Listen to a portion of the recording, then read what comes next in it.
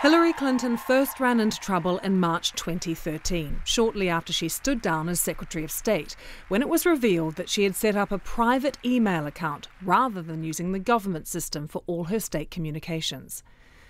In December last year, she provided thousands of pages of emails in response to a request from the State Department.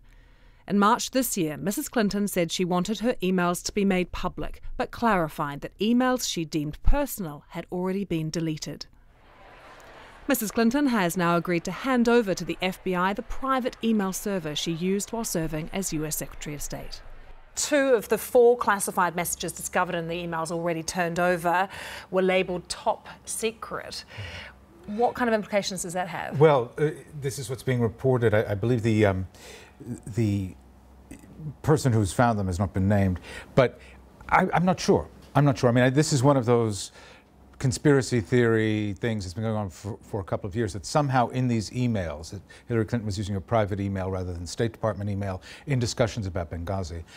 Somehow there's some secret about what really went down in Benghazi in 2012 when the American ambassador was killed. I'm not sure it makes much difference. It's very interesting. Politico on the homepage front this morning has this story, obviously, but it also has one about Secretary of State John Kerry, in which the headline is basically, Kerry has told his counterparts in Russia and China, I know you're reading my emails. Because, you know, in this day and age, everyone is trying to break the high-level security of everybody else.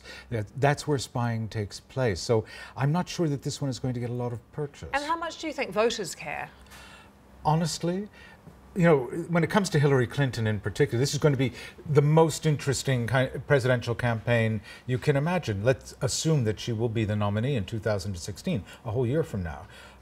Most of the country's made up its mind, one way or another, about Hillary Clinton.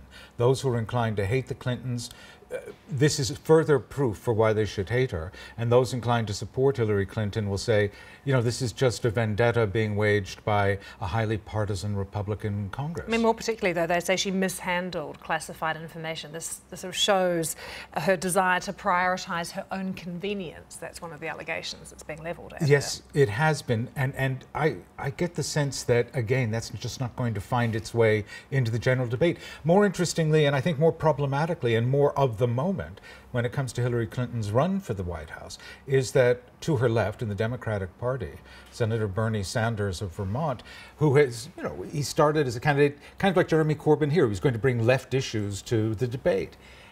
But he's gaining in popularity, and a poll just released in New Hampshire, which is a critical primary state, now shows him leading Hillary Clinton. I think that will be exercising her much more than, you know, handing over her thumb drive to the FBI, who've been quite clear in saying she's not under suspicion of doing anything at the moment.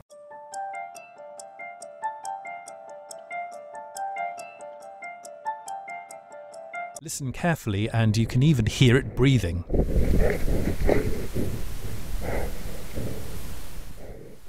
These extraordinary pictures come from a small camera fitted into the rhino's horn by British scientists. They hope it'll be a key weapon in the fight against poaching.